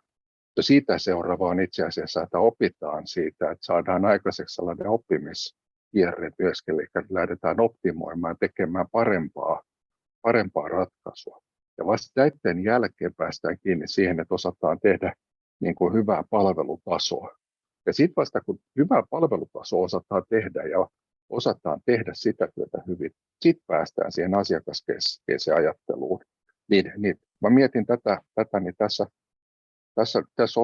kuulostaa ainakin siltä, että me keskustellaan hyvin perustasolla vielä sitä, että näitä ei ole niin kuin määritelty tavallaan tätä niin kuin askellusta, että miten me päästään jatkuvaan oppimiseen tämän rakentamisen suhteen, miten me saadaan hyvät kriteerit, jotka ei aiheuta sitä, että jokaiselle niin kuin siilo sataa per tavalle opettajalle tulee viluväristyksiä siitä, että tämähän on todella hankala yrittää niin kuin saada tätä. Eli että osataan standardoida, osataan optimoida niin, että ihmiset on mukana ja osataan tehdä niitä hyviä palveluita, jotka taas edellyttää sitä, että osataan miettiä sitä rajapintaa, eli minkä kautta niin kuin ihmiset selkeästi voi hakea sitä tavaraa ja mitä hakea ja näin. En tiedä, saatteko kiinni siitä, mitä mä yritin sanoa, mutta niin kuin tuntuu, että tässä niin kuin tietty määrittelemättömyys vaivaa vielä. Joo, varmaan osuit juuri ihan niin kuin akilleen kantapäähän, eli näkisin, että digivisiossa niin hyvin pitkälti nyt lähdetään, voisiko sanoa, niin kuin ristipölyttämään näitä opettajien hyviä käytänteitä ja ratkaisuja, ja juurikin tämä iltapäivän nyt vielä työpaja jatkaa sitten sitä, että mitä me voitaisiin sopia tämmöisiksi minimistandardeiksi pelisääntöinä, ja varmaan digivisiossa niin tapahtuu myöskin sitten se, että pitää katsoa vähän taaksepäin, että pitäisikö sitten tehdä vaikka enemmän standardoita ja mitä muuta siellä on opittu, että ne voi olla aika karuakin kieltä joskus, että tämmöiset joustavat non-stopit niin saattaa olla just, että sieltä ei synnykään sitä oppimista, vaan keskeyttämisiä ja palataan niinkin innovatiivisiin pedagogisiin menetelmiin kuin deadline tai tämän tyyppisiin, mutta sellaisiahan ne kokemukset on tuolta, kun maailmaltakin seuraa, että se on vähän semmoista edestakaisin menemistä. Oppiminen on vaikea palvelu. Mutta Linda joutuu tässä vaiheessa poistumaan, eli Jaana pysyy siellä langoilla ja jatketaan keskustelua laatukriteereistä, nyt erityisesti digipedagogiikassa, ja siellä on nyt sitten Olli valmistautunut Digipeda-verkoston nimissä niin esittämään tästä kanssa muutamia näkökulmia. Joo, kiitoksia esittäjille tänään, ja hienoa, että ollaan tämmöisen aiheen äärellä. Ollaan siis sieltä Digipeda-verkostosta, valtakunnallisesta opetusteknologiaa ja pedagogiikkaa yhteenkytkevästä aikoinaan 2017 Peda-foorumin alla perustetusta verkosta ja olen nyt sitten puheenjohtajan vuorossa ja jotenkin puheenjohtajalle sitten tällainen esittäytyminenkin tai esiintyminen tähän sitten tuli, mutta jos vähän tarkennan, että miten ehkä vielä ohjattiin meidän verkostossa käsittelemään ja miettimään, niin olisi just ollut ajatus, että jos katsoo eri kohderyhmiä ja huomioisi tässä meidän kommenttipuheenvuorossa jatkuvan ja joustavan oppimisen näkökulmaa ja mietitään nyt ihan tätä digivision aktuellia tarjotin näkökulmaa, eli miten alkaa erilaisia, nyt vielä puhutaan non-formaaleista eli tämmöisistä ei-opintopistemitoitetusta oppimisen mahdollisuuksista, studia generaalia tyyppiset ja muut, tai sitten niin kuin miten vaikka mikrokredentiaalit ja avoin oppiminen, modulaarisuus, muu, miten tässä minimissään voisi laatuasioissa näiden sisältöjen kohdalla sitten, miten voisi sitoutua.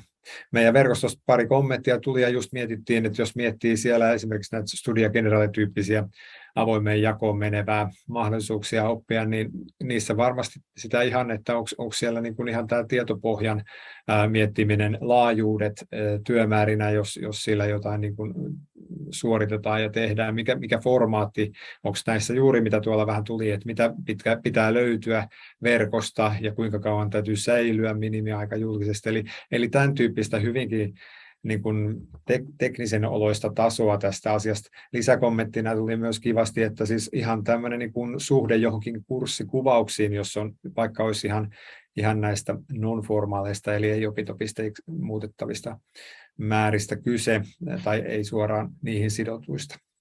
Mutta semmoinen, mikä on se lupaus jollekin työelämälle, että joku organisaatio vaikka tarttuisi korkeakoulun tarjoamaan tuolla tarjottimella tarjottavaan palaseen ja toiselle korkeakoululle, jos opiskelijat valitsee ristiin näitä. Että ihan niin kuin jo minimipohdintaa tämän kurssikuvausten ja toteutussuunnitelmien niin kuin totuudenmukaisuudesta ja riittävästä, että se kuvaa riittävän hyvin. Mä otin tässä nyt ehkä muutamia kommentteja, joita verkostossa lyhyesti sain poimittua. Muuten ehkä semmoinen, että kun tämä jatkuva oppiminen oli meille annettu tässä näkökulmaksi, se on ihan rahoitussyistäkin Digivisiolla ensimmäisenä isona kehittämiskohteena, niin sitä on tuossa, mä itse bongasin tämän Moisio ja Mäki 2019 tästä korkeakouluopettajan jatkuvan oppimisen pedagogiikka-teeman, että mitä se sitten tarkemmin on, jos siellä nyt miettii erityisyyttä, mikä on erityistä, kun on jatkuva oppimisen kontekstisuhteessa vaikka tutkintotavoitteeseen, niin siellä enemmän opettajalla tulisi olla pedagogista kykyä nähdä, tulkita, sanoittaa oppimista ja kehittyvää osaamista eri toimintaympäristöissä. Paljonhan jotenkin tuntuu, että meillä on tutkintotavoitteisessa lupa odottaa opiskelijoilta tiettyjä orientaatioita ja niin kuin toimintaympäristöjä. En tiedä, ajattelen näin. Mutta semmoinen oppiva asiantuntijan niin kuin tutkii omaa työtään. Tämä on varmaan jatkuvan oppimisen niin kuin, alueen vaatimus opettajalle kanssa, joka suunnittelee ja toteuttaa opetusta ja arvioi. Ja sitten, että miten siellä itse asiassa se ohjauskäsitys siirtyy tämmöiseen kokonaisvaltaiseen uraohjaamiseen. Eli tässä oli Moisio ja Mäki viitaten pari huomiota ehkä jatkuvan oppimisen pedagogiikasta erityisesti. No sitten toisaalta mä lähden vähän tässä minimitasopuheessa nyt siitä, että kuten tässä meillä on ihan tämän laatukriteerityön Digivision puitteissa esitetty, että onhan meillä lainsäädäntö. Ja jos katsoo sitten, niin on noussut digitaalisen palvelujen ja materiaalien saavutettavuus, jossa EU-direktiivi oli tuossa dioissakin. Eli sille se saavutettavuus tuossa nostona on hyvä. Ja sitten tietenkin tietosuojan tekijäoikeuksien näkökulmatkin. Ja tämä jatkaa sitä, mutta mä itse halusin ehkä ottaa yhden, kun laadusta puhutaan, niin kyllähän korkeakoululla laatuauditoinnit, senhän voi monin eri tavoin korkeakoulu järjestää, mutta kyllä me aika paljon Karvin puitteissa sitä tehdään, ja jos katsoo auditointikäsikirjaa vuosille 2019-2024, niin kyllä meillä niin kun siellä on tämmöinen arviointialue kuin osaamista luova korkeakoulu. Kai se nyt sitten tarkoittaa aika pitkälle koulutustoimintaa, ja sieltä suora sitaatti alkaa arvioidaan niitä menettelytapoja, jotka tukevat opiskelijakeskeistä työelämälähtöistä ja tutkimukseen tai taiteelliseen toimintaan perustuvaa koulutuksen suunnittelua, toteutusta ja kehittämistä.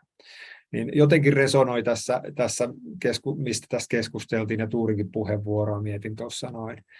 Mutta siellä jos miettii, että tälläkin kohdin on jollakin arvioitaisiin se minimitaso, että korkeakoulu on riittämättömällä tasolla, mikä on tietenkin, että kuinka se voidaan arvioida edes, mutta se tarkoittaisi se, että sieltä puuttuisi sitten arviointialueen keskeisiltä osin systemaattiset, toimivat ja osallistavat menettelytavat.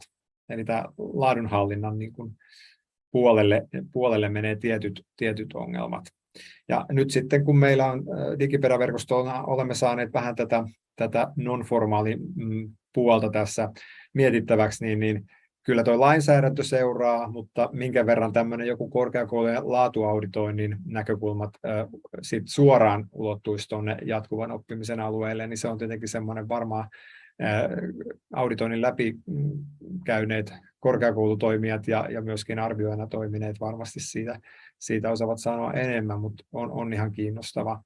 Tämä saavutettavuus on hyvä nosto tässä ja oikeastaan mulla kytkeytyy myöskin aika kivasti sinne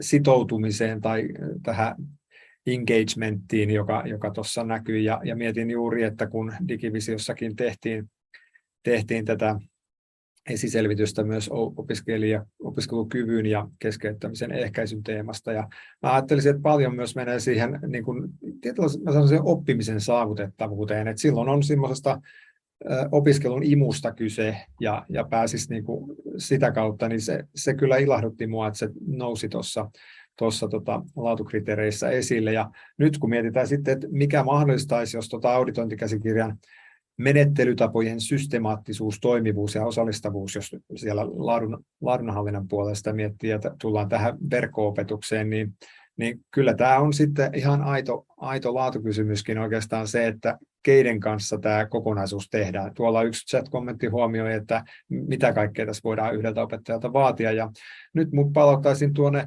kevääseen 2021 Digivisiolla oli kick-off 11. maaliskuuta ja muun muassa siellä on tämä Gartnerin malli ollut esillä ja sehän haastaa ajattelemaan, että tämä ei ole yhden opettajan show, vaan että meillä pitäisi enemmän olla oikeastaan vähän niin kuin tylsästi sanottuna tuotantotiimi tälle ja siellä tarkoittaisi, että esimerkiksi tätä, mitä tässä pyörittelen, niin kuin laatu- ja saavutettavuusasiat esimerkiksi, niin varmaan se olisi sellainen, että organisaatioilla, kuten korkeakoulut tässä tapauksessa, niin tätä tehtäisiin yhteistyössä ja se lisäisi systemaattisuutta ja toimivuutta ja sen asian kehittämistä korkeakoulussa.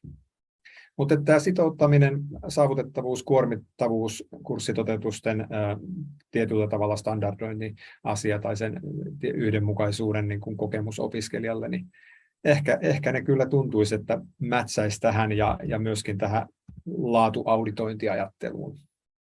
Ehkä näin lyhyesti mukavaa oli lukea näitä kaikkia kommentteja chateissä ja myöskin keskustelua tähän mennessä, mutta hiukan olin koonnut tuohon ennakkoon myöskin, mitä meidän verkostosta nousi.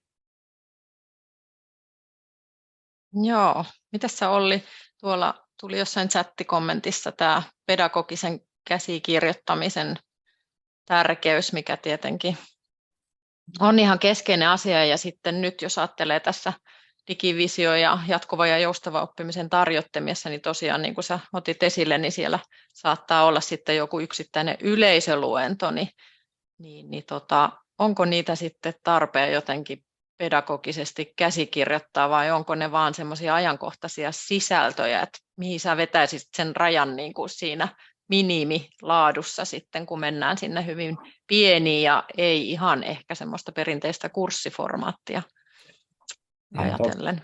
Ihan totta, ja tämä on ehkä sellainen, että nyt niin kuin korkeakoulut vielä kysyy tässä näin, että okei, ymmärretään, että yhteiskunta vaatisi, että jatkuva oppiminen olisi iso asia, mutta sitten me katsotaan täällä kituvaa korkeakoulukenttää, nyt uskallan sanoa, niin ei ne rahat, jotka liikkuu siellä, niin ole niin isoja, että me niin kuin voitaisiin ulottaa välttämättä kaikkea. Tämä on mun näkemys, että kyllä nämä vähän niin kuin kun tuossa meidän jäsenetkin kommentoi, niin ne on aika perustasoa, sit minkälaista minimitasoa tulisi tällaisille Studia-Generale-tyyppisille yksittäisille jutuille. Kun me nähdään taas, että juurikin pedagogiset käsikirjoitukset olisi tämmöisessä tutkintotavoitteisessa koulutuksessa niin aivan valtava ase siihen, että me jotenkin läpinäkyvämmin nähtäisiin, mikä on opetuksen suunnittelun suhde oppijan kokemuksen tasoon.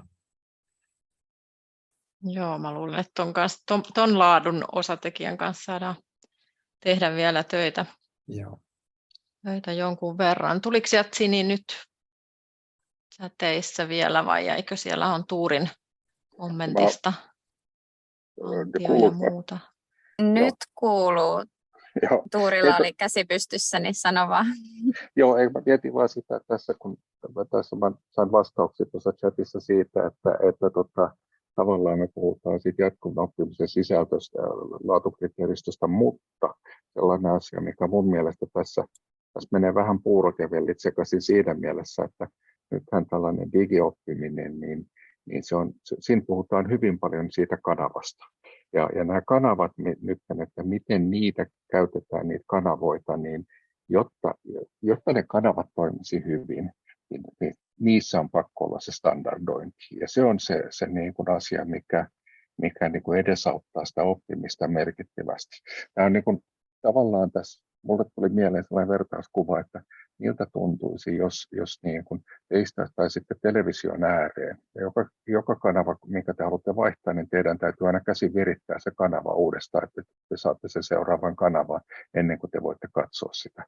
Tänä päivänä niin tämä niin kuin oppiminen näiden digikanavien kautta, niin se on verrattavissa siihen, koska se tapa tehdä se niin kuin kulutettavuus ei ole kohdillaan. Ja tämä on niin kuin se, mihin meidän täytyy pystyä vastaamaan tässä. Sen lisäksi ovat kaikki nämä kriteerit siitä, että miten laadukasta se sisältö on ja se, että se on vertaisarvioituu ja siellä on hyvin lähteet saatavissa ja näin. Mutta se niin kuin, tämä on niin kuin meidän täytyy niin kuin osata tehdä ne perusteet niin helpoksi, että vaikka mä hyppäisin tästä, niin kuin mä haluaisin katsoa, että mitä Jyväskylän yliopisto on suorittanut tai Helsingin yliopisto on tai mikä tahansa niin kuin oppikoulu niin kuin tasosta ylöspäin on niin kuin suorittanut, niin olisi ne yhteiset kriteerit siitä, että näin tehdään, tämä on se helppo tapa, tämä me ollaan hyväksytty. Ja tästä mun mielestä pitäisi keskustella. Joo, ihan hyvä kommentti juuri. Tänään tässä mietin, että siellä kun tarjotinta suunniteltaisiin näitä käyttäjäkokemuksia ja korkeakoulujen käyttäjäkokemusta on kartoitettu, niin siellä on hyvin vahvasti ainakin nyt ollut just tämä, että moni käyttäjä hakee niin kuin jostakin teemasta, ilmiöstä, asiasta tietoa, mutta että kuinka paljon meidän pitäisi sitten rakentaa just tätä kanavalähtöisyyttäkin, että lähdenpä tästä kävelylle ja haluankin hakea vaan tämmöiset podcast-tyyppiset sisällöt tietystä aiheesta tai mistä vaan, tai niin kuin videotyyppiset tai kurssityyppiset ja muut. Niin tätä näkökulmaa ei varmaan mietitty ja ei ne sillä tavalla tuolla Maija on laittanut on sisäänheittotuotteet, että täytyykö meidän olla surupuserossa, jos sitä pedagogista käsikirjoitusta ei sitten ihan kaikissa sisällöissä ole, mutta se on varmaan haaste sitten, että tämmöinen modulaarinen rakenne kyllä edellyttäisi jonkinlaisia tukipuita sitten, että oppimisessa me varmaan haluttaisiin, että se jatkuu, että jos katsotaan joku Areenan TV-sarja, niin that's it, ei tarvitse jatkaa, kun sarja loppuu, mutta oppimisessa meidän pitäisi niin kuin ylläpitää sitä liekkiä ja viedä seuraavalle askelmalle. Jotain eroakin näen analogian välillä, että katsoo TV-kanavia, joita viritetään ja verkko-opetusta. Ja ennen kaikkea tässä, että tämä on kuitenkin nyt ollut verkko-opetuksen laatukriteerit, eikä verkkomateriaalien, oppimisen käytettävien verkkomateriaalien tai vastaavien, että kyllä tässä niin tavoitetasoa on pidetty mielestäni ihan hyvin korkealla. Mutta mä katson kelloa, niin ehkä mun kommentit riittää tältä erää, ellei tule suoraan. Mä yritän chatissa seurata paremmin nyt, kun höpötin omaa, niin muillekin puheenvuoro. Kiitos. Joo, me voitaisiin tässä siirtyä nyt sitten siihen, että mitä Linda ja Jaanan raportin jälkeen siellä oli ehdotuksena tosiaan tämä, että olemassa olevien kriteeristöjen pohjalta luotaisiin nyt tämmöistä helppokäyttöistä kriteeristöä osallistavalla tavalla ja Sanna lupasi hiukan kertoa, että mitkä tässä on nämä seuraavat askelmat sen suhteen, että miten tästä jatkamme nyt sitten laatukriteeristön ja sitten siitä vielä eteenpäin sinne pelisääntöihin siitä sitten iltapäivällä, mutta otatko Sanna puheenvuoron tässä vaiheessa? Nyt sulla on vielä mykistys siellä vissiin päällä. Näkyykö nyt näkyy isona ja kuuluukin. hienona tämä? Näkyykö, että on siinä muodossa? Ei että ole on näytösmoodissa, mutta No hei, nyt esitysmoodissa. Mä joutuisin tekemään yhden jutun, niin mä säästän aikaa. Eli kyllä, eli mä olen Digivisiossa mukana EMK-kärkihanke asiantuntijana. Olen ollut tässä kertomassa, mitä Campus Online-portaalista ollaan opittu, mitä siihen liittyy, eli kun tehdään jatkuvan ja joustavan oppimisen tarjontinta, niin sitä työtä ja sitten näissä laatukriteeriasioissa myös, koska laitoin tänne nyt sulkeisin EMK. EMK-hankkeessa nämä koottiin, ovat aktiivisessa käytössä Suomen ammattikorkeakouluissa ja jonkinlaisena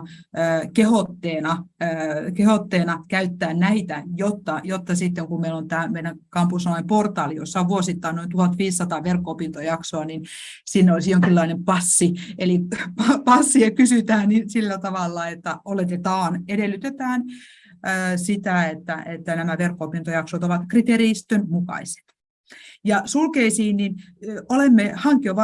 hanke on jo päättynyt ja hanke on valmis luopumaan näistä. Sama se, kukaan ei ole koonnut. Tässä esiselvityksessä on paljon niitä. Pääasia on se, että nämä kriteerit ovat ajanmukaisia, tutkittuun tietoon pohjautuvia ja yhdessä hyväksi nähtyjä ja on yhteen näkemys siitä, että näitä tarvitaan. Meillä tässä hankkeessa EMK:ssa niin tehtiin tällainen listaus, jotka ovat se, että lähdetään sitä kohderyhmästä ja käyttäjästä liikkeelle, eli analyyttinen kenelle, koska, milloin, minkä takia. Tämä on tärkeää. Ja tähän olen tummennalla lisännyt sen, että kun on mookkeja, piensuoritteita, podcasteja, sitä sun tätä, niin nyt varmaan tulevaisuudessa meidän täytyy alkaa enemmän tarkemmin miettimään sitä, että mikä laatu miltäkin muodolta odotetaan. Eli sen voisi lisätä näihin jo olemassa oleviin EMK-laatukriteereihin, kun lähdetään muokkaamaan näitä. Mä olen tummalla lisännyt nämä, mitkä tuossa esiselvityksessä on, eli kuormittavuusasiaa pitäisi saada tänne lisää, sitouttamiseen liittyviä asioita, ja tämä tulevat trendit, hybridi, oppiminen, opiskelu, tämä standardisointi, eli ovatko ne pelisäännöt, eli päivitystä tarvitaan, ja tätä työtä ollaan tekemässä. Ja Housespaceen sitten teitä kutsutaankin. Eli tarkoitus olisi, että tässä olisi yhteistyöllä aikaan saataisiin uudet kriteerit, tai kriteerit, jotka ovat siis jo sellaisia, joita nyt on jo hyödynnetty niin yliopisto- kuin ammattikorkeakoulupuolella, ja saataisiin sellainen hyvä yhtenäinen näkemys näistä Digivisio-hankkeessa luotua. Eli tämä olisi tämä asia. Ja Satu, oliko näin, että tänään on maanantai, mutta kun siirrytään marraskuulle, niin keskiviikkona olisi sitten Housespace auki, jolloin juuri näitä, mitä tässä on tullut jo esille, niin näitä ajatuksia niin olisi tarkoitus kerätä, jotta me saadaan edelleen muokattua tätä ajatusta siitä, että mitkä ne laatukriteerit voisi olla. Ja sanon vielä tässä sen, että kun meillä on nämä pilotit, eli nämä korkeakoulut, jotka pilotoivat tätä jatkuvan ja joustavan oppimisen tarjontinta, niin he ovat tässä työssä mukana, koska ne ovat ne ensimmäiset tuotteet, jotka sinne portaaliin laitetaan, niin heidän kanssaan on hyvä sitten käydä läpi näitä laatukriteereitä. Ja siellä on myös podcasteja, tallenteita, myös erityyppistä materiaalia. Niin myös se, että saadaan vähän laajemmin tätä näkemystä, että kenelle mikäkin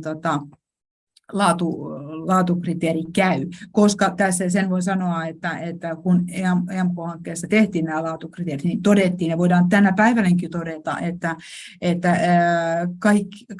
kaikki kriteerit eivät kaikilla opintojaksoilla täyty. Ja haluaisin kommentoida sitä, mitä tuossa keskustelussa aiemmin käytiin, että täytyykö kaikki huomioida. Paljon täytyy asioita huomioida, mutta tämä kohderyhmä ja käyttäjäanalyysi sitten tietenkin antaa sen suunnan, että mitä kriteerejä tarvitaan missäkin. Eli se rajaa sitten sitä. Satu, kerrotko meille Housepaceista?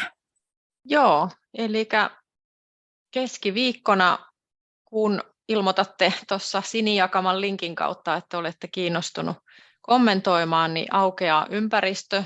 Me on sinne nyt laitettu Linda ja Jaanan raporttia ja laitetaan varmaan tuo PowerPoint-esitys ja siellä on sitten mahdollisuus kommentoida, mikä tukee laatua suunnittelussa ja mikä opintojaksolla, kurssilla ja mikä sitten just täällä tämmöisissä pienissä osaamiskokonaisuuksissa tai sisällöissä. Ja se on myöskin paikka ilmiantaa hyviä niin kuin laatua luovia, voisiko sanoa ohjeistuksia, eli meillä on erinomaista sisältöä ihan avoimesti monella korkeakoululla ja ajateltiin Sannan kanssa, että se voisi olla myöskin semmoinen vähän niin kuin kättä pidempää, ettei jokaisen tarvitse tehdä omia MOOC-ohjeita, omia podcast-ohjeita, että voitaisiin aloittaa tällä tasolla ja tosiaan Marin ja Leena vetämä pelisäännöt työpajojen sarja sitten katsoo, että mitä me sitten halutaan tosiaan määritellä pelisäännöiksi sinne tarjottimelle tulevaan sisältöön, että se osallistaa nyt sitten korkeakouluja siinä, että mistä lähdetään liikkeelle. Se on varmaan asia, mikä sitten myöskin muuttuu, että nyt nämä pilotit lähtee siellä testaamaan sitä avointa sisältöä ja informaalia, non-formaalia ja siitä se sitten tarkentuu. Mutta ilmoittautukaa tuonne Webpropoliin ja mä en tiedä, siinä me ajateltiin, että siellä ne digipedagogiikan työpaketin yhteyshenkilöt sais kutsun ja he voi sieltä myöskin sitten jakaa sitä korkeakouluissa, että halukkaat pääsisivät sitä kommentoimaan ja Digipeda-verkostosta ja Kouke-verkostosta ilman muuta myöskin toivotaan kommentointia sinne ja toi olisi tarkoitus olla auki koko marraskuun, että ei ole nyt kiire. Tässä on jotkut ruuhkaviikot ilmeisesti kaikilla menossa, että ei ole mikään parin viikon rykäsy, mutta tämmöinen seuraa ja sitten meillä olisi joulukuussa yhteenvedon paikka, että miltä ne pelisäännöt ja tämmöiset laatukriteerit nyt sitten Digivisiossa 22 näyttää. Ja tässä nyt tuli hyviä vinkkejä, että mitkä on niitä opettajan tasolla ja mitä me sitten pyritään standardoimaan, kun se tarjotin on siellä nyt se yhteinen kohde. Tämä varmaan nyt jatkosta ja oliko sulla Sini, oliko meillä palautteessa jotain omaa linkkiä vai onko sana vapaa vaikka siellä chatissa, että nyt oli tämä kielikokeilu tässä. Joku siellä toivo PowerPointteja erikseen myöskin omilla kielillä. Joo, ehdottomasti olen napannut kaikki kehitysehdotukset meille. Kyllä jatkoa, kiitos niistä. Ja tällä hetkellä tuolla olisi nyt ihan viimeisimpänä ihan mielenkiintoinen kysymys, että kuka ja mikä tuottaa meille käyttäjästatistiikan? Että sitten tässä on vähän niin kuin pohdintaa, että kannattaako kyseinen opintojakso suunnitella digitaaliseksi vai ei. Ja vielä kommentti siihen, että tätä ei voi laittaa pelkästään yhden opettajan työksi. Haluatteko tähän kommentoida vielä? Olisiko täällä muutoskoordinaattoreita langoilla? Mä luulen, että siellä on nyt jokainen korkeakoulu tekemässä sitä muutosohjelmaa ja siellä varmaan sitten riippuen korkeakoulujen strategioista ja kehittämishankkeista, niin linjaukset voi olla erilaisiakin, että mihin ryhdytään ja tehdäänkö kaikilla aloilla vain tietyillä ja mikä on jatkuvan oppimisen painotus versus tutkinto-opiskelijat. Olen hyvin samaa mieltä ja Ollikin tuossa mainitsi, että kyllä se semmoinen, ja se taisi olla siellä visiossakin, että se tiimimuotoinen työskentely semmoisen yksinäisen opettajan työn niin kuin rinnalla tai sijaan niin on se suunta, mihin ollaan menossa. Näitä järjestelmiäkin tosi paljon, ja kun puhutaan monista kanavista, niin kaikki ymmärtää, että ei opettaja voi olla jokaisen asian ammattilainen. Mutta kommentoikaa vaikka sinne chattiin. Haluatko Mari vielä sanoa nyt iltapäivän työpajasta jotakin, mitä teemme silloin, jos vielä miettii, että tullako vaiko ei? Joo, huomaan tuosta osallistujamäärästä, että ihmiset tipahtelee täältä vähitellen, niin pitäkää pieni tauko ja tulkaa sitten varttia vaille seuraavaan työpajaan. Ja me pidetään tosiaan semmoinen napakka 45-minuuttinen, jossa 20 minuuttia on sitä ryhmätyötoimintaa, eli ette uuvu meidän alustuksiin, ettekä ryhmätöihin. Ja ollaan näiden tärkeiden asioiden äärellä, joita tässä on nyt moneen kertaan sivuttu tässä keskustelussa. Eli mietitään niitä pelisääntöjä, jotka niin kuin joihin kaikkien pitäisi sitoutua, jotka tähän meidän tarjottimelle tuo sisältöä, niitä toteutuksia. Ja siinähän on monta eri näkökulmaa, kun siinä on erilaisia rooleja. Meillä on opettaja, meillä on tuottaja, meillä on hallinnoija, eli se, kuka syöttää sinne kenttiin ne kurssikuvaukset. Tästä tuli tosi hyvin joku sanoi tässä, että kurssikuvausten totuudenmukaisuudesta pitää huolta, olikohan se Olli. Et siihenkin tässä otetaan kantaa. Ja sitten on tietysti opiskelija, joka ei tosiaankaan ole mikään pieni toimija siellä, että meillä pitää olla niin kuin pelisääntöjä eri toimijoille. Että tulkaa ihmeessä muokkaamaan ja luomaan näitä sääntöjä meidän kanssa. Hyvä. Pidetään taukoa ja Sini laittokin sinne nyt jo tietoa seuraavista studioista ja ne myöskin perustuu näihin käynnissä oleviin osatoteutuksiin, mitä digipedagogiikassa on peräti 8 ja sillain tämä on vähän tämmöistä, voisiko sanoa, nopeatahtista studioiden tekemistä, että näissä kussakin osatoteutuksessa on nyt sitten määräaikaa niin kuin raporttien tai minkä tahansa suositusten tekemiseen niin vuoden loppuun, eli nämä 2 studiota eivät myöskään kerro niin kuin, miten asiat ovat ja miten pitäisi olla, eli se on sellainen katsaus työskentelystä siinä vaiheessa, ja niin sen jälkeen keskustelu jatkuu ja tietyt asiat päätyy sitten ohjausryhmään tai yleiskokoukseen päätettävissä, että siellä on kovin erilaisiakin toteutuksia, mutta kaikki tähtää siihen, että koitetaan avoimesti kertoa näistä jo tekovaiheessa ja osallistaa kaikkia korkeakouluja sinne mukaan ja sitten lopussa se kiitos seisoo, että toivottavasti saamme Suomen korkeakoulutuksen näköisiä ratkaisuja sitten osaksi Digivisio 2030 hanketta. Kalle siellä kommentoi, haluatko sitä statistiikkaa kertoa enemmänkin? Tässä on nyt 2 minuuttia aikaa, että sikäli voidaan antaa vaikka mikrofonikin. Jahas, kuuluuko ääni? Joo, nyt kuuluu. Oletan, että kuuluu ja hetki on vielä tätä. Joo, ole hyvä vaan, Kalle. Tässä jäljellä. Nyt sadun ääntä ei kuulu mulle tänne, mutta varmistatko vielä, että kuuluu? Kuuluu. Täytyy varmaan kirjoittaa tuonne chattiin. Saattaa olla munkin äänen toistossani täällä. Kuuluu, Kalle. Näytätkö vaikka peukkua, jos... No hyvä, no niin. Selvä juttu.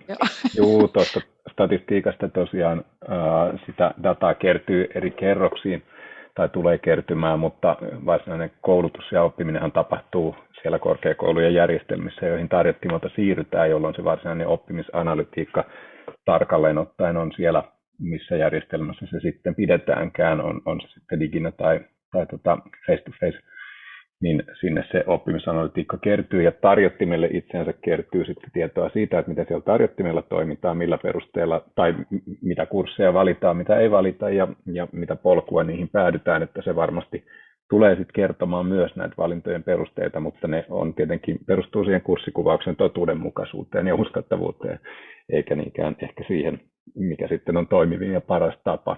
Eli sieltä korkeakoulujen järjestelmistä sen tyyppinen oppimisanalytiikka varmastikin tulee löytymään. Hyvä, kiitos. Ja varmaan tämä voi olla yksi pelisääntö, että edellytetäänkö tarjottimen kautta löytyvillä opintojaksoilla esimerkiksi, että siellä on jonkun tasoinen oppimisanalytiikka käytössä vai voiko elää villinä ja vapaana ilman näitä tekniikan tuomia mahdollisuuksia. Mutta nyt on aika päätellä tämä studio ja Digivision sivuille tulee tallennetta ja nyt ei tullut varsinaisesti chatti-vinkkejä tähän aiheeseen, mutta materiaalit ainakin niin jakoon. Mutta palaillaan seuraavan studion marraskuussa ja kiitoksia kaikille osallistujille.